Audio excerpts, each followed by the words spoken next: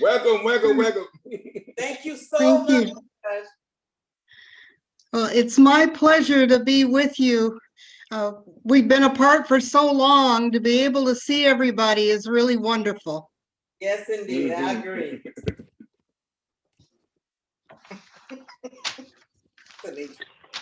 But we had a great day yesterday, though.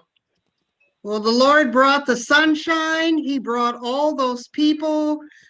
People were just overjoyed that the church was offering the service of the vaccination. They were just overjoyed. We did 182 people. That is so wonderful. Yeah, that's So wonderful. And you know, my form was the one saying, when will the vaccination be offered at Greater Friendship? we working on another one right now, so everybody will get their second dose there in a couple of weeks, but the 20th. But we're working on either another. Excellent. Yeah. Excellent. All right, all right. We are now live, and thank you all for joining this morning. I mean, not this morning, this evening time. It's evening. It is evening time. Thank you for joining tonight. We wanted to really take this opportunity and have an important conversation around African American heritage. As you know, it is African American history, Black history, African American heritage, whatever you want to call it. It is our month where we take a look at all the contributions of the African American people to not only this country, but around the world. So we will usually come together and have a big concert and have a program and in the evening of the last Sunday of February, but we wanted to do something virtual tonight, and that is Greater Friendship, that is Pearls of Living, and that is the International Leadership Institute, 3 organizations that are doing great work.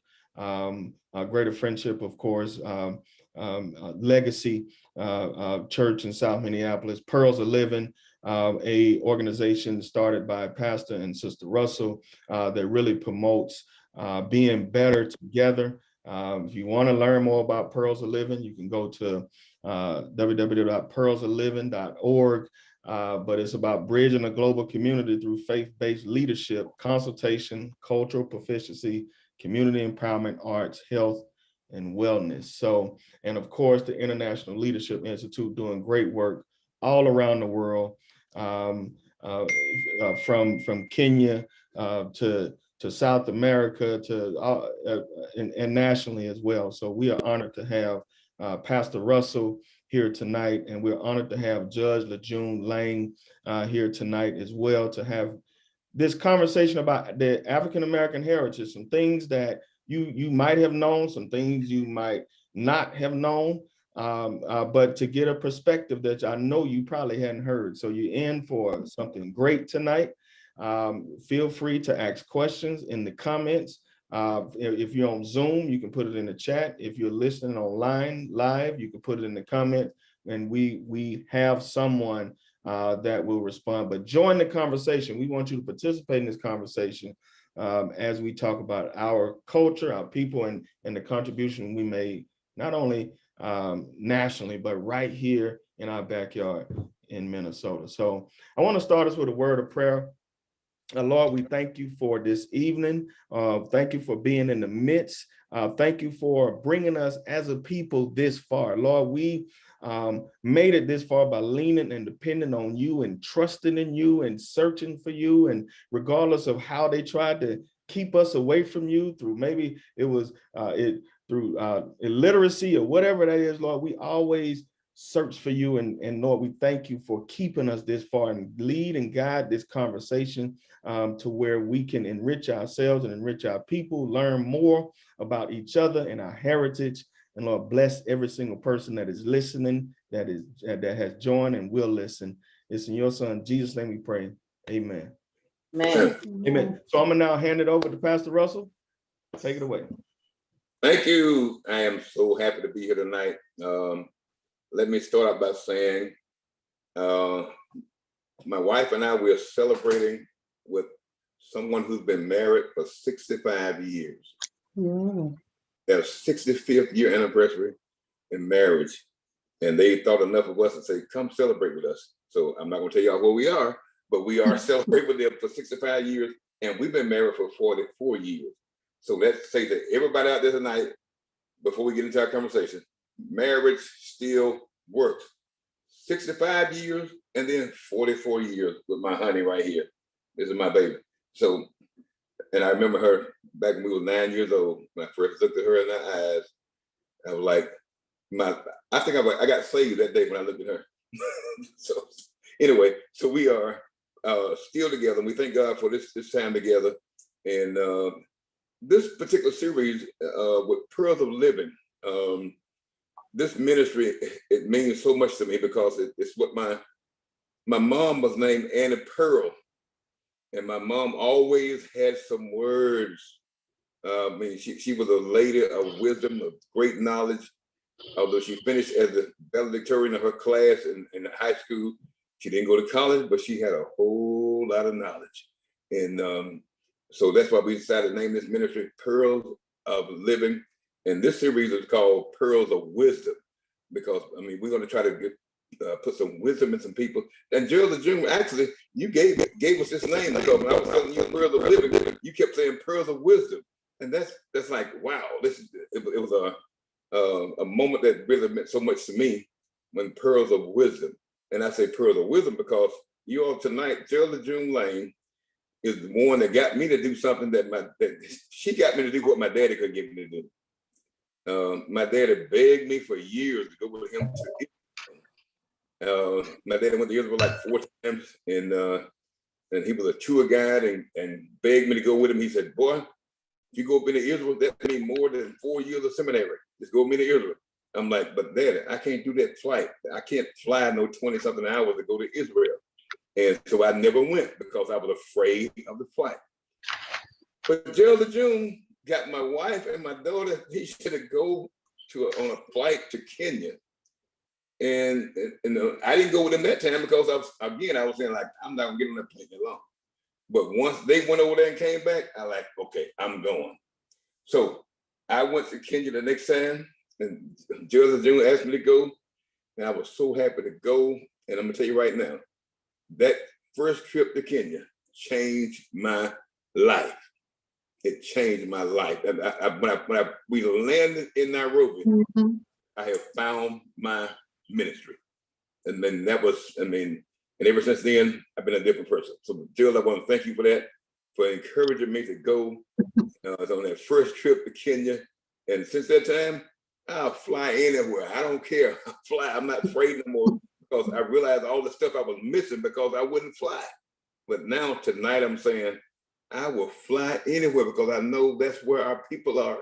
And that it changed my life. So it's because of that I can say tonight that my life is sure enough different. So this series, what happened was, Judge, when I asked you to speak on the second Sunday, the February the 14th, that was Chavez's birthday. And her anniversary. And your anniversary, and I asked you to speak because I'm doing what we call Black History Month. But you know what I had said to the people? I don't want Black History Month to be just another event, but I want it to be a revolution. So what I asked people to do, I said, don't just look at Black History Month as just another event that we do every year. But I encourage people, I said, listen, read a book, study your history, know your heritage, know what's going on. And since that time, I'm gonna tell you right now, I probably read at least 10 books on Black history. And I won't just take time to go through and share that tonight, but I have learned so much, and the more I learn, the more I want to learn. And then what happened while I was reading all this stuff, you came and enjoyed that sermon, and I'm calling it a sermon. You preached a sermon. You preached a sermon. You preached it, and that was so enlightening. I mean, the points you brought up, and that's what led me to this, wanting to do something like this. I told Chavez, I said, listen, we need to do a class not just a one-time event, but we need to do a class on Black history because there are so many people who don't know about their history. You didn't have no Black history classes in high school. You didn't have it in college. If you didn't go to HBCU, you didn't know nothing about Black history. I mean, for me, all I know, the Black history I know about is what I went through.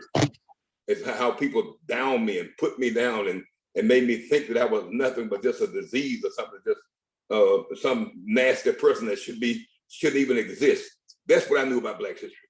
I mean, and then when they taught Mississippi history, I remember when I was in the 7th grade, I mean, all it was is nigger this and nigger that, nigger this, nigger this. That's what it was. It was like we never amounted to nothing.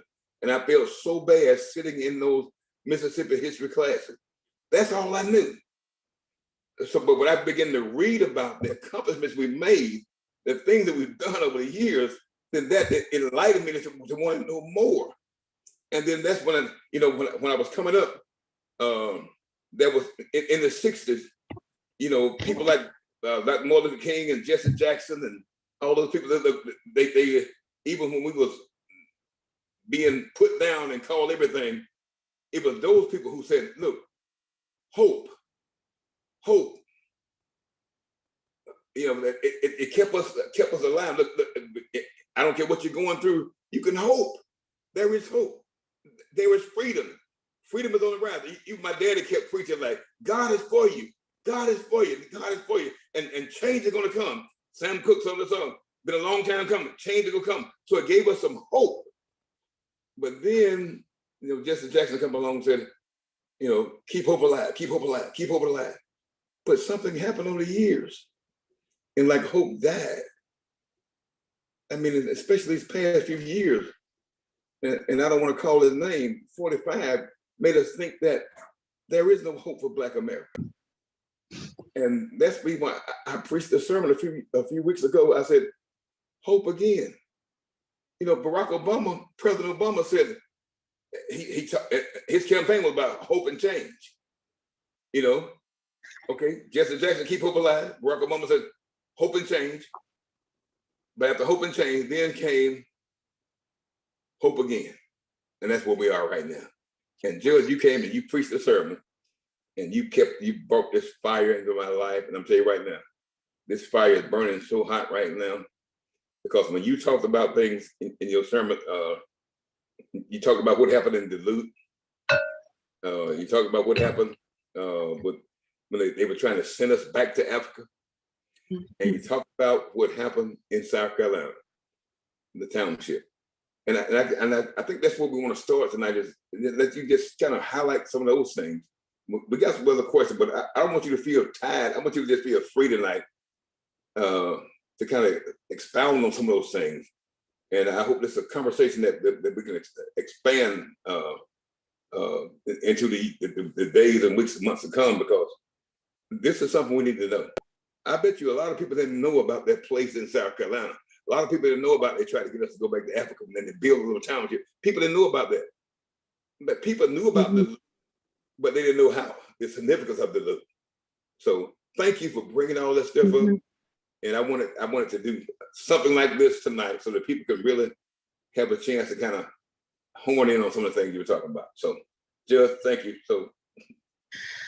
Well, thank you all for being here, and thank you, Reverend, for being my pastor, and thank you, First Lady Russell, for being First Lady, because it's God that drives everything. And when you have a calling, you need pastoral guidance, you need support, you need people who are interested in what you're doing and will take a leap of faith. And Reverend, your testimony just reminded me of what the Bible said about you shall go on eagle's wings. So the Lord lifted you up in a jet and took you home to the homeland on eagle's wings. So it is just amazing that what God says will spring right off the page and happen. And one of the things I wanted to comment on was the terrible time you had in Mississippi with the schools. And remember, just a decade before you were in school, Fannie Lou Hamer and the team was tearing it up. They were toe to toe with Lyndon Johnson, Hubert Humphrey, Walter Mondale, the Democratic Party. And they swore they'd never let a Black woman catch them by the toe again. So they were down there hammering you guys, trying to keep somebody else from being profound and catching the world like Fannie Lou Hamer and the team did. And so they get that message, don't let this happen again. Try to get that negative message, but God has a way of bringing people up when and where he wants them to be. And Mississippi has continuously brought up profound Black leadership and messages to our country. Oh, Lord. So I guess, can we start out by talking about, since we're in Minnesota, can we start out tonight by, what more can you tell us about what happened in Duluth with those? Well, in Duluth, Minnesota, they had a circus that came to town. And this was a huge circus. And back in the 1920s with apartheid, or some people call it Jim Crow, but it was a strict racial segregation. Even in the traveling circuses, the workers were segregated. So some circuses had all white workers and some had all Black because they didn't want to sleep together and eat together. So this John Robinson circus that came to town had 125 Black workers to set up the tents and organize everything. And if you're traveling from town to town with 125 Black men, you are traveling confident. You know where you're going, you know what your job is, you have colleagues to work with. And so they came in town confident and doing their job. And this young white woman and her friend encountered the circus workers at the end of the day. And it seems between the lines that whatever she was selling, they weren't interested. So they concocted this story of rape. And that was first given to the authorities by the father of the boyfriend. So nobody called the police right away.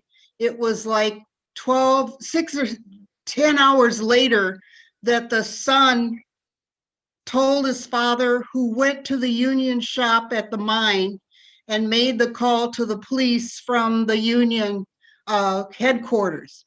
So the police did what they were told to do, but the next day they sent a doctor to interview the girl, and the doctor found no evidence of rape. The girl was calm, and it was totally inconsistent.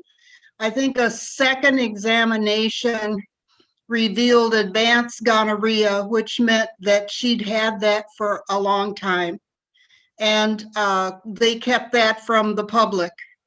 The NAACP, through James Weldon Johnson, who was the secretary, sent a private investigator to Duluth to check out the facts because they were concerned about lynching all over the United States.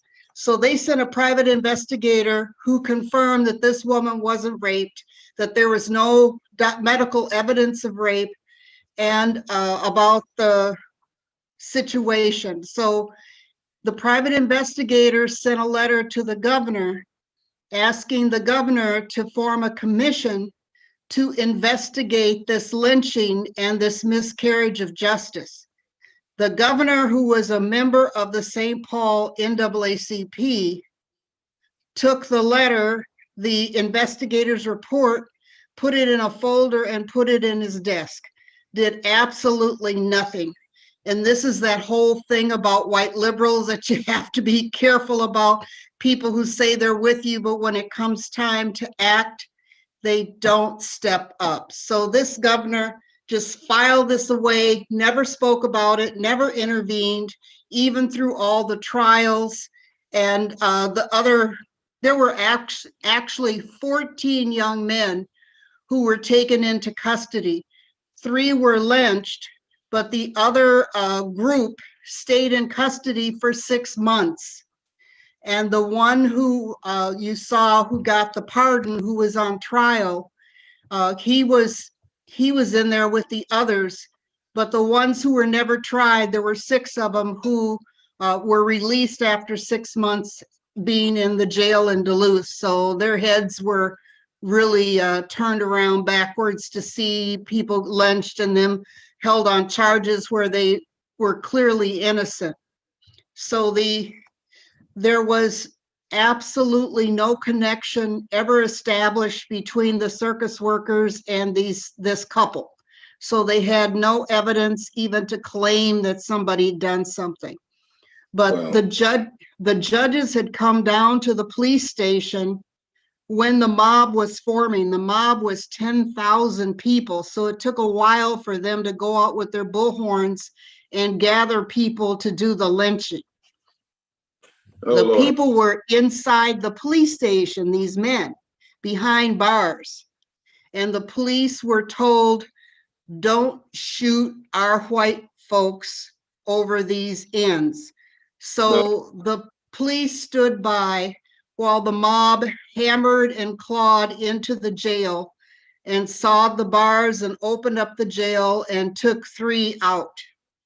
And those were the 3 that were lynched on the light pole in the middle of downtown Duluth. The second person who was lynched, the report from the guy who's got all the materials.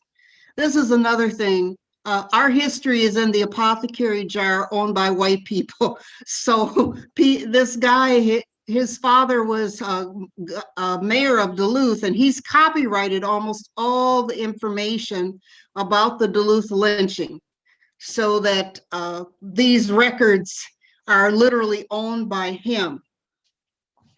So he told the story of how the second guy who was lynched, when they pulled him up, he made the sign of the cross with his arms, yielding himself to God as his final act. There were two pastors in that mob of 10,000 who did stand up, 2 white pastors begging the people not to do it, but they were overwhelmed by the mob. And no one was, there was one person, I think they were convicted of riotous behavior, but no one was convicted, no white people were convicted of the murders of these innocent men. The morticians were so ashamed of what happened because they brought photographers in and took pictures like these were dead deer on the street. So they have postcards that they sent around of these lynched men to their friends. And so the morticians were so dismayed at what happened that they took the bodies and buried them in an unmarked grave in a white cemetery. So it was only when this whole dust up about the lynching, maybe in the last 15 years, were the burial site actually disclosed. It had been a secret for, like 85 years where they were buried. So they didn't want them dug up and desecrated. So they kept the secret of where they were until, I believe it was St. Mark's Church tried to commemorate the lynching, and suddenly the church was, there was graffiti and other stuff that caused the community to get upset and say, okay, enough already, 85 years is enough. And they started forming these committees, started talking about the lynching, and then formed the committee to make the statue, the bronze statues on the wall so that everyone would know. So I first found out, I grew up in Minnesota. I first found out about the lynching in 1984. Now I'm a lawyer, I've studied everything, nothing. So 1984, I drive up to Duluth with my mother, and we're going through downtown Duluth, and my mother screams in the car. And I hit the brakes. I thought, am I going to run over something? What's going on? And she said, this is where they were lynched. Oh, So Lord. that was the first time I knew about any lynching growing up here, because it was hush, hush, hush. So I began to assign the lynching as an assignment for my law students at William Mitchell to go over to the Historical Society and pull the documents and read about the lynching. The people then at the Historical Society were horrible to my students because they did not want them to know this part of history. So they were resistant, but the students had been prepared to go past that resistance and get the documents. And so the more you dig into history in Minnesota and elsewhere, the more you'll find that white people know about it already and they've locked it up. So we just have to keep digging and pass it on to generations as we share, so that we know more about these things and can tell them in our own words. Wow. Judge, you know, I feel, oh Lord, to be alive tonight, because I had a similar experience where I was accused by a white girl. Yes. I was messing with her, that I winked my eye at her. Yes. They didn't hang me, but they beat the heck out of me. I mean, yes. and I got beat down, and I thought I was gonna die. I thought I was gonna die. Oh, that's horrible. Nothing. I didn't look at the girl. She was making a play at me. Yeah. And then I ended up getting beat down by a bunch of big old white folks. Now, I mean, beat me, and I'm just a seventh grader. Yeah. I was falsely accused, but I could have died. So yeah, I know you were Emmett Till all over again. that's, I mean, about the same age and everything. At the same age, everything. So I feel very nice to be alive, because they literally tried to kill me. Yeah. But God had other plans. God had other plans. God had planned me to be greater friendships. Yeah. Yes. So knowing that that happened in Duluth like that, and people been trying to keep it undercover. I mean, kind of give us like the history of, I mean, Black people in Minnesota, period. I mean, what about that? Black people in Minnesota. Is there many Black people? How long we've been in Minnesota? Well, Black people have been in Minnesota since the 1700s. What they like to do is shorten our history by saying George Bonga was the first Black recorded birth of a Black person in 1809. But as you know, George Bonga had to have parents to be born in Minnesota.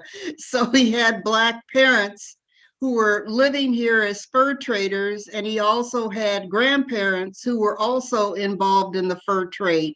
So there was a multi-generation of Bongas who had come from Canada and had started working for the American Fur Trading Company as what they call voyageurs, navigating the rivers and bringing the furs back and forth, and either going back up to Canada to sell the furs or coming down the river to the Mississippi to St. Paul to sell, be in the fur trade.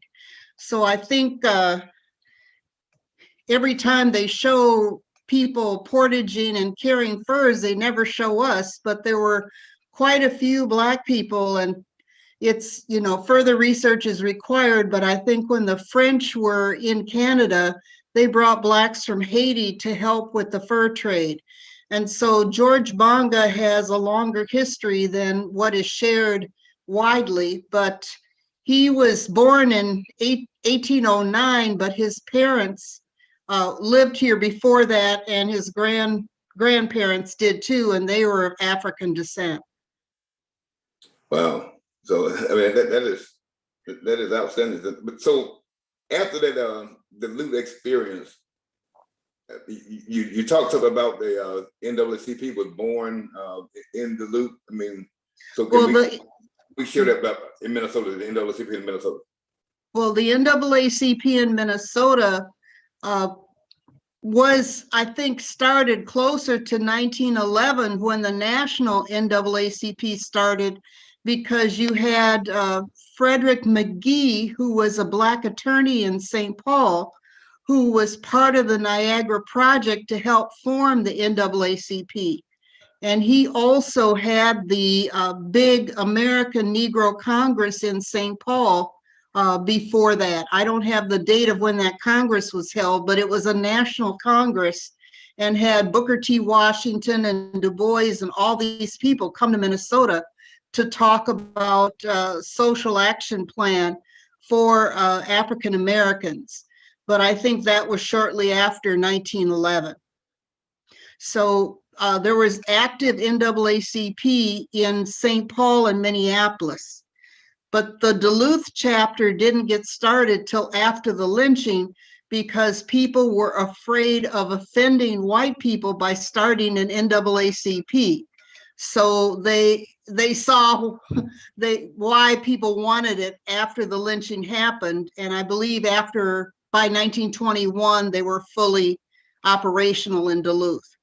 But we joined, as a state, we joined the NAACP early, and we were one of those places of interest that Du Bois and Booker T. Washington came to.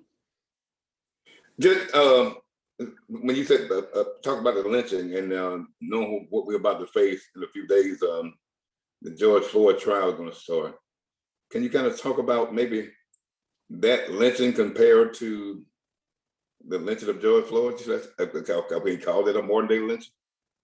Yes, I think the thing that's important to understand is that the defense of Chauvin is paid for by the Minnesota Peace Officers Association. So this 10,000 member law enforcement organization is paying the legal fees of the attorneys to defend Chauvin. So the lawyers are representing all 10,000 peace officers in the state. So that's why you can see all this drama that the lawyers are throwing out and the attacks on Keith Ellison, because they are representing their client. And so they're on an approved roster of lawyers who the police can call to represent them. So it's their career to represent these people. So they have an agenda not only of representing Chauvin, but also, as you know, they stood with Donald Trump uniformly in law enforcement. So they're hoping in the political arena, they can reverse some of the gains and move with the next election to get their law and order people back in power. So right now, the main law and order people that the police have supporting them are on the key committees in the state legislature, and they're blocking police reform. So the reforms that are needed have been blocked by these either supporters of law enforcement or former law enforcement officers who are actually elected in the state legislature. So there's a short-term issue in terms of the trial, but also they're playing the long-term, hoping that people will clown and make people turned off about the liberal agenda and go back to a law and order position. So that's the concern.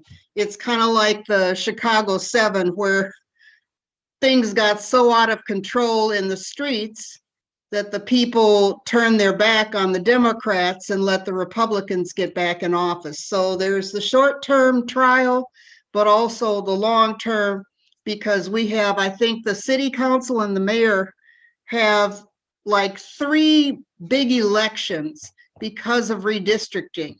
So the city council will be elected every 2 years until they get out of this cycle, and then it will be back to 4 years. So there's a lot at stake, a lot of moving parts, and the police are playing the long shot, and they've been able to make gains when it's a 2-year election and not tied to the presidential or tied to other things. So people have to watch all the moving parts They have to also support the families that are being called as witnesses and support the people who are being called to jury duty to make sure that people are being assisted. That's a long time to be away from work, so it's going to weed a lot of people out who may not be able to live on a stipend from jury duty to do this, so they're going to be eliminated. So they're counting on a lot of confusion, a lot of long-term activities, and then the only ones keeping the jury safe are the sheriff's deputies, which are part of that same law enforcement arm as the police. So there's a lot of moving parts. There's a lot of space for clergy to support families, witnesses, sane dialogue, so that we're not just caught with people who just want to, they're under so much pressure, they want to have their heads explode because they're so angry with injustice. So there's got to be a strategy. And back in the day, Martin Luther King, the other leaders, they had think tanks. So when something like this happened, they sat down in their think tank and they said, okay, this is how it's going to go. If you're going to be on the street, you're going to be prepared. You're going to go through our course so that you know how to respond, so that you're not assaulting people, so that you're staying on message. So whether you're sitting at a lunch counter or marching, you had to go through training. And the people who were speaking, they were screened so that their stability, the family balance, the safety of the family was all taken into consideration. So people just weren't out there. And this is the kind of organizing that allows the long-term steady message that is needed. And that was one thing the pastors did under Martin Luther King, was organize the youth, organize the civic leaders, so that everybody knew what the message was and they stayed on message. Wow. Thanks so much. Now listen, I want to tell everybody that you can, if you got a question, you can put it in the chat and we'll reach out to you as much as we possibly can. But we're not going to have enough time. I know that, but we only had an hour here tonight. But what I want to do right now is give Tanisha a chance to put some questions that we know had already been asked, Judge. And okay. I can tell you that there's going to be a follow-up from this, because I didn't even get through half of the things I want to talk to you about. But okay. Tanisha to ask some of those questions that we know people was wondering about. So, Tanisha, if you would come on and reach out to Jill. Yes. I have a couple of questions here that were come up with prior to our time together this evening. And for anybody who is interested, I have been typing up the answers to some of these remarks that the judge has already commented on, and also posted some links for additional learnings if you're interested in reading up more on your own time about some of Minnesota's dirty secret up in Duluth. I did post some links to the Historical Society there for your leisurely reading. But on to another question, while we are kind of in this realm of talking about this law and in Minnesota here, one of the questions, we know today more than ever that representation matters. That people of color don't often see those that look like them in a positive light. And while we are facing this trial, we have kind of the conundrum happening of this positive representation where we're seeing our first Black and first female representation in probably the highest form that we can as a vice president, but we're also about to encounter some of the ugly, nasty representation going into this trial of what Minnesotans are expecting persons of color to look like.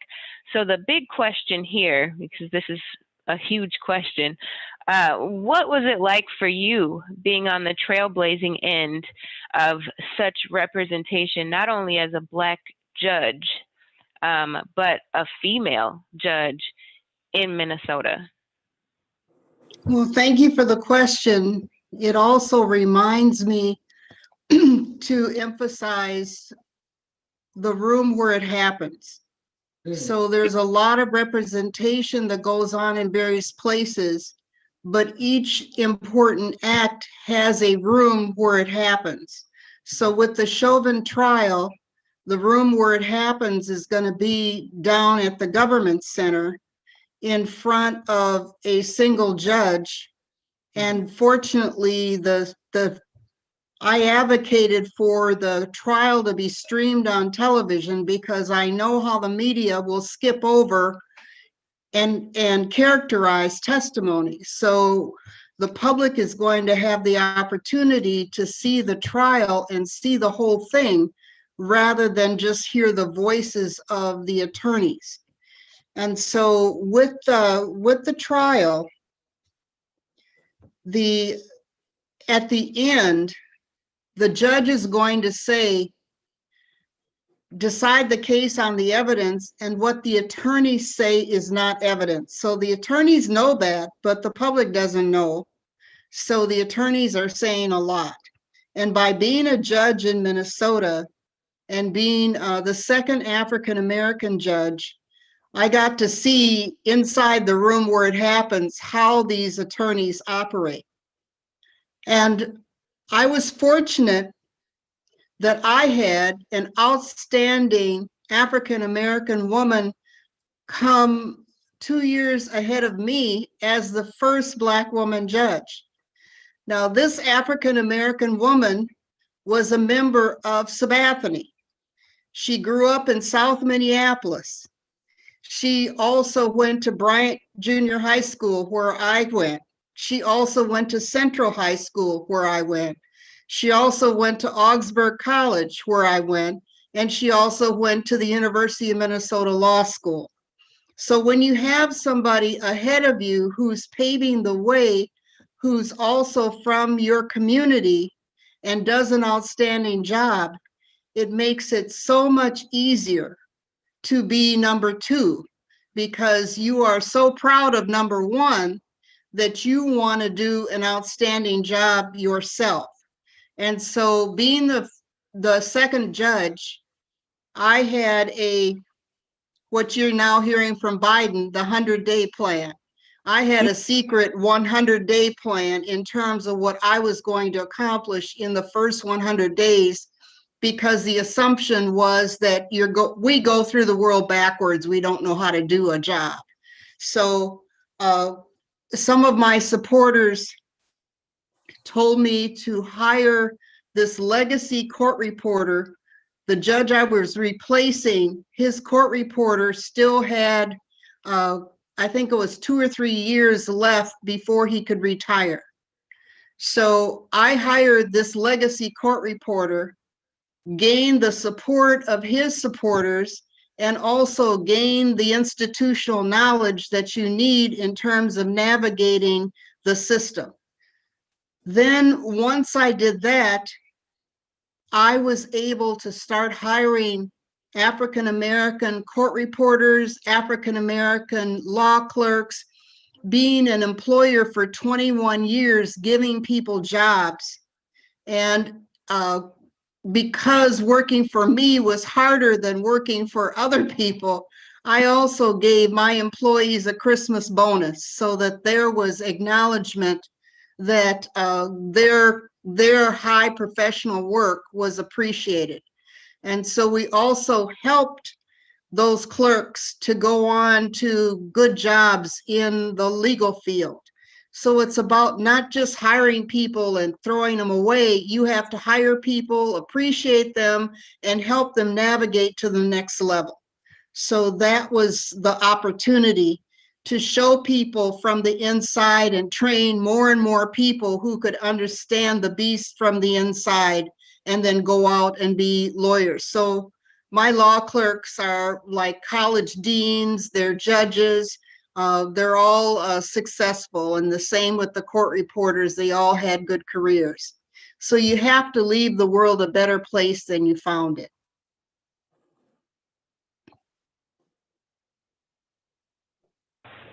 Thank you for sharing. That is a phenomenal answer.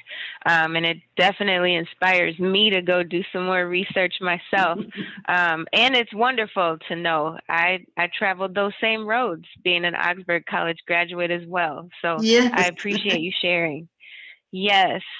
Another question that we have here, what would you say is the current state of African Americans in Minnesota based on what you've experienced already thus far?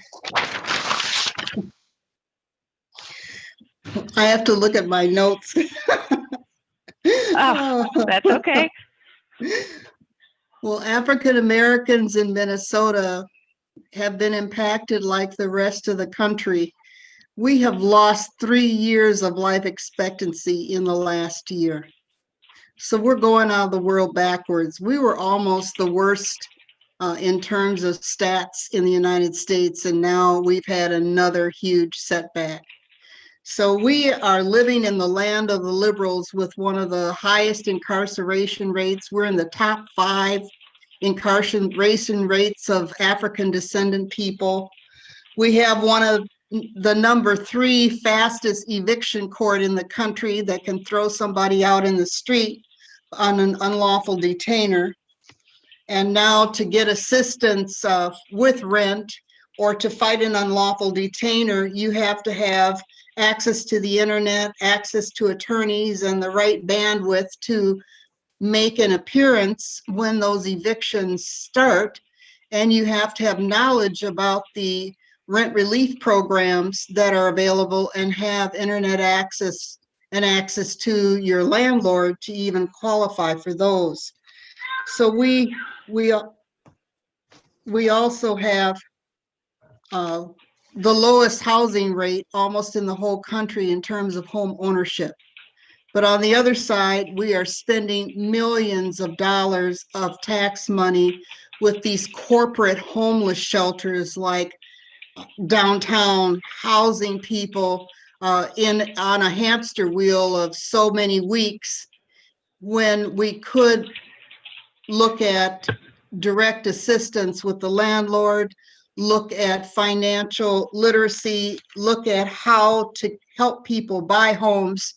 And if you own your own home and you have a relative that's in a financial bind, you can let them move in.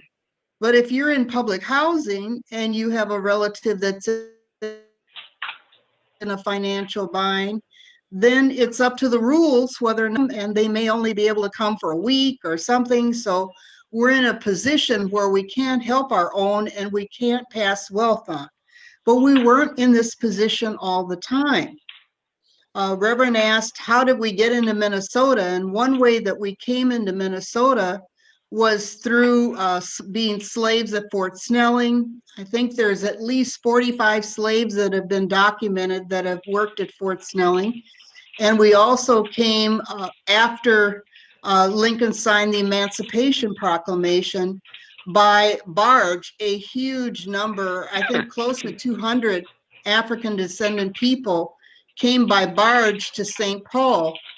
They split off into Minneapolis and St. Paul. They founded Pilgrim Baptist Church and never missed a beat in terms of buying houses, establishing businesses, building churches.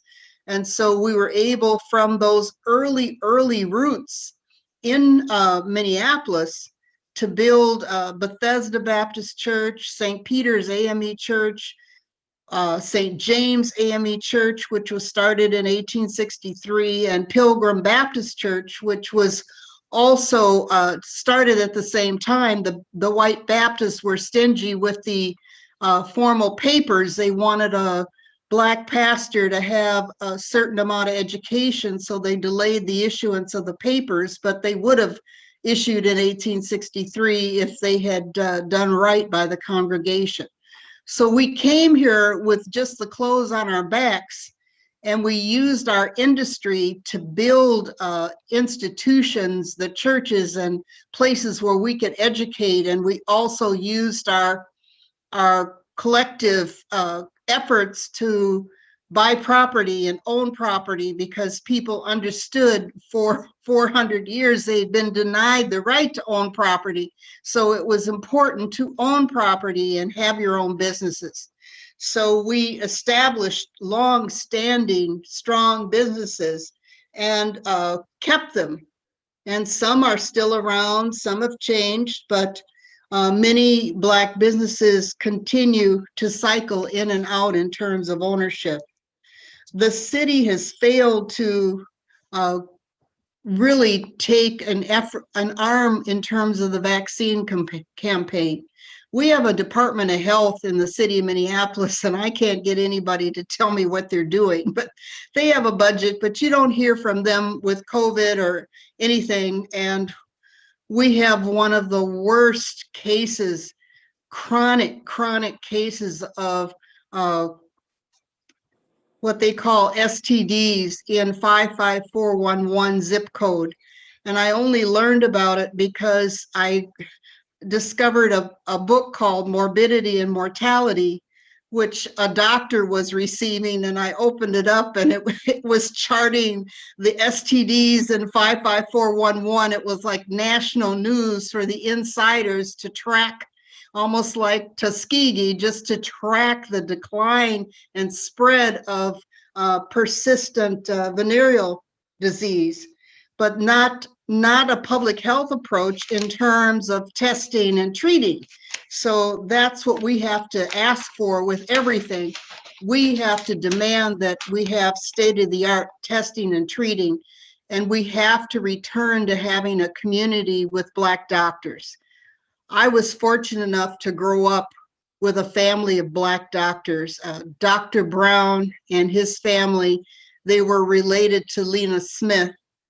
And that family stayed on the cutting edge of medical knowledge and felt the Black community should receive first-rate treatment.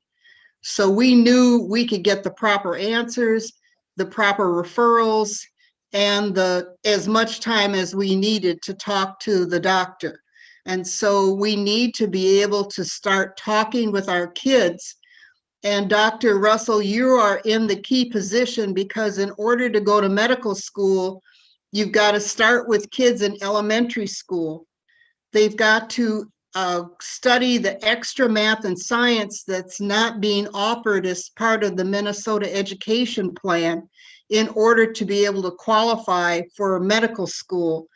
So that enrichment and those extra courses have to start when they are really little kids. So even when we went to Kenya, we found the schools were 2 years ahead in science and math than our schools in Minnesota. Right. So we have to offer that enrichment through the schools that we control. So I was pre-med when I went to Augsburg, and I went into a racist buzzsaw, just like Reverend was talking about, in terms of people, the science, the inorganic and quantitative analysis teacher used a derivation of the N-word during his lectures. And it was very apparent that they did not want me to succeed in pre-med. And Right. I actually got an A on one of the exams in this guy's class. He was a 3M inventor that was teaching for $1 a year at Augsburg. And I'm not supposed to say his name because his son won a Nobel Prize in Science. So I won't say his name, but I will tell you, he asked me, this professor accused me of cheating because I got an A in his class. Mhm. So he called me into his office and asked me to take the exam again orally. And of course, I could take the exam orally and give all the correct answers.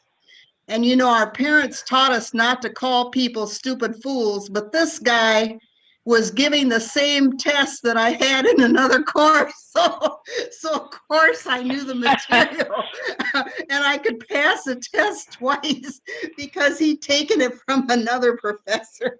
So, but that was for him to know and for me to know and for him to find out, because he knew what he'd done, but I got the A twice in that class.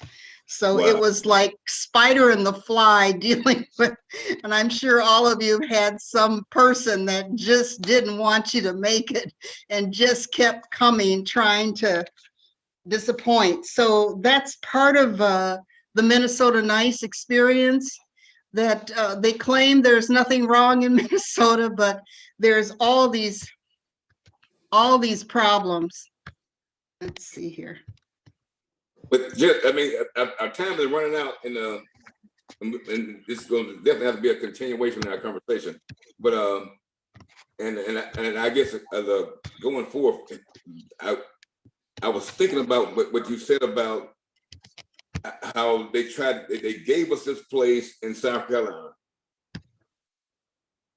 You mentioned it in your sermon, and President Lincoln's general. Yeah, President Lincoln's general, if I remember right. But then at the same time, they were trying to send us back to Africa at the same time.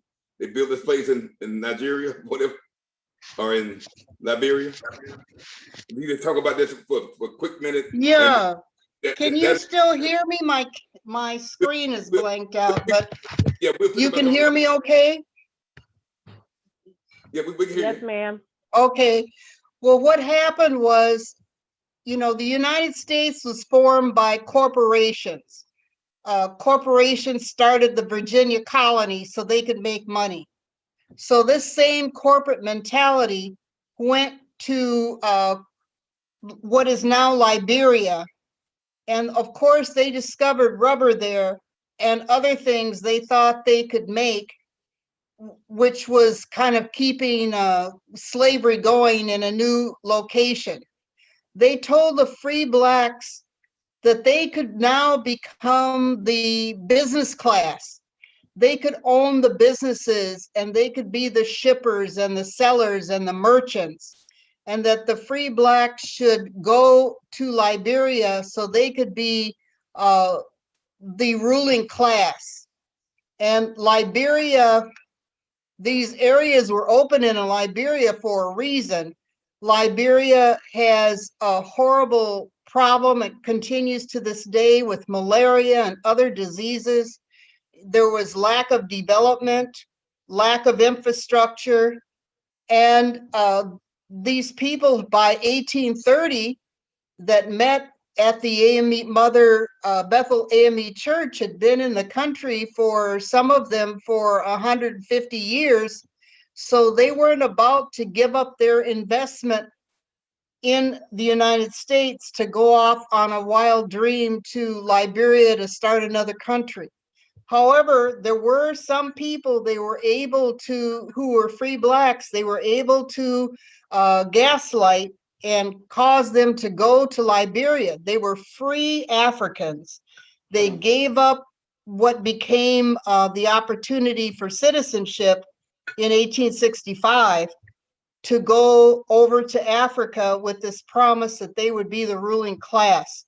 So the current Liberians that we have in this country, most of them are descendant from the free Africans who went over to settle Liberia and to create this free class of people. But they didn't prosper, and that's why they came back to the United States.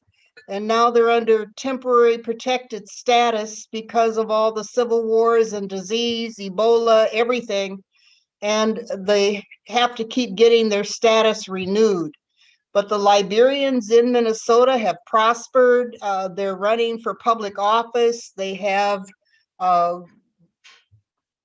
legal representation, diplomatic representation. They have allies. But they also, there was a place in Costa Rica where they wanted Black people to go, and they shipped some Black people over there to work in mines and the people died. So Abraham Lincoln was trying to look at these ways to exclude blacks from the American dream by them leaving the country. But the black men stood up and spoke on behalf of the people, saying, no, we won't go. Well, you know what, Judge? I think that's a good point, a good place to end, and we're going to pick it up right there. Hello, Pastor. Can I tag on to that quickly? Huh? Okay, we're going. Yes, Judge Lajune, everything you said is absolutely right. The descendants from the hometown my mom grew up in, Blackwell, Arkansas, and Happy Bend, they actually kept it a secret and paid their way to Liberia.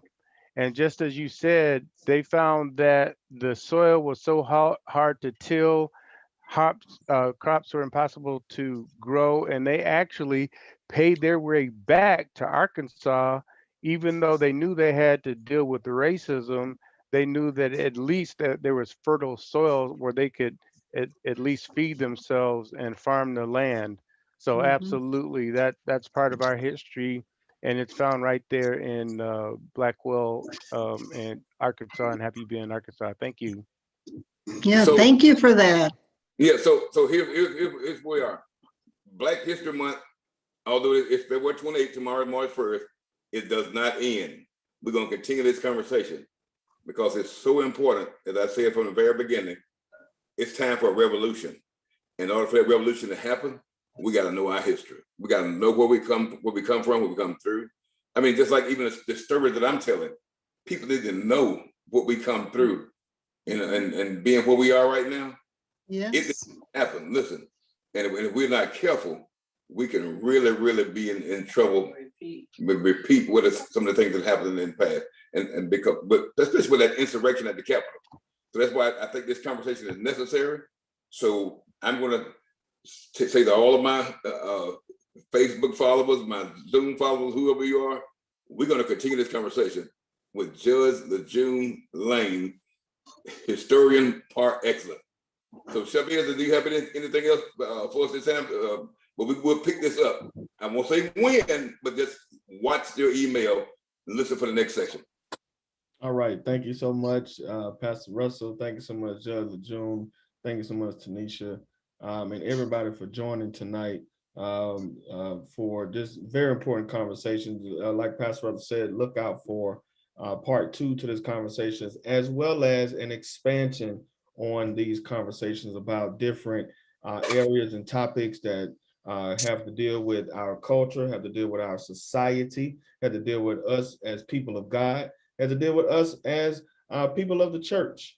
So just look out for future conversations that Pearls of Living is going to sponsor in collaboration with Greater Friendship and International Leadership Institute and other organizations as well. So have a great night, and happy last day of Black History Month. But as Pastor said, it continues on because I'm gonna still be black tomorrow. All right. And the church is the key. The church is the key to everything. The church is. It's the key. So remember, we are better together. So our differences don't define us; they strengthen us. Y'all have a great night. All right. Thank you. Let's go. Thank you. Good night. Thank you. Thank you, Thank everyone. you.